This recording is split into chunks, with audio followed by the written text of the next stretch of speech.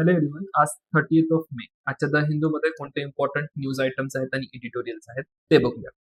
First and foremost front पेजवर या ठिकाणी आयएमडी म्हणतंय की यावर्षीचा जो मॉन्सून असेल तो आणखी वीक असेल. अपडेट केलेला आहे आयएमडीने स्वतःचा नंबर. सोबतच मॉन्सूनच्या अरायव्हल बाबत सुद्धा इथे थोडेसे चॅलेंजेस क्रिएट झाले आहेत. 26 मे ला केरळमध्ये मॉन्सून अराईव्ह होईल असं आयएमडीने म्हटलं होतं, पण ते काही खरं झालेलं नाहीये. याच्या आधी मागच्या 10 वर्षांमध्ये किंवा 20 वर्षांमध्ये आयएमडी एकदाच चुकलेला आहे, ते म्हणजे 2015. तर बघूया याच्यामध्ये आणखी फर्दर अपडेट्स काय येतात.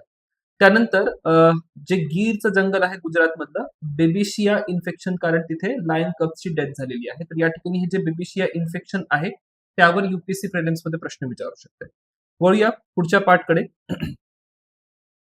So next is editorial page. Most important editorial या ठिकाणी इंटरनॅशनल रिलेशन्स आणि तुमचं जर पीएसआयआर ऑप्शनल असेल तर त्यासाठी. इंटरनॅशनल लॉ हा ऑप्शनल आहे कोणासाठी? पॉवरफुल स्टेटसाठी असं म्हणणं आहे शशी थरूर यांचं.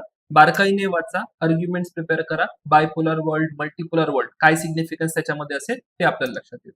अगेन ग्रीन कव्हर बद्दल आणि कंक्रीटचा जो काही प्रॉब्लेम, कंक्रिटायझेशनचा जो प्रॉब्लेम आहे त्यावर या ठिकाणी कॉलम आलेला आहे. मस्ट रीड आहे अर्बनायझेशनच्या सेक्शन मध्ये. कॉटसाठी एक या ठिकाणी कॉलम आहे. The court is unable to push towards its worthy objective. कॉटचं ऑब्जेक्टिव्ह काय आहे आणि कॉटचे चॅलेंजेस काय ते माहिती असतं पाहिजे. This is very very important case study.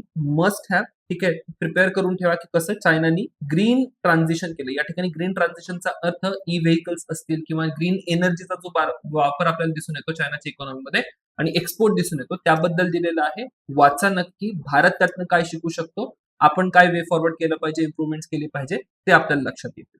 त्यानंतर या ठिकाणी एक खूप इम्पॉर्टंट हेल्थ सेक्टरचा डेटा आलेला आहे एनएफएचएस 6 मधून.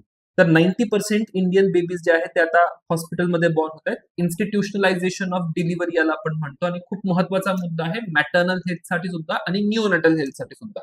देन आरबीआयचा जो डेटा आहे त्याच्यामध्ये डॉलर फ्लो आउट जो होतोय त्याचा कन्सर्न आपल्याला कुठेतरी दिसून येतो आणि जे काही चेंजेस, डेप्रिसिएशन ऑफ रुपीचा प्रॉब्लेम झालेला आहे तो आपल्याला या ठिकाणी हायलाइट केलेला दिसतो आरबीआयच्या डेटामधनं. मस्ट रीड आर्टिकल असेल.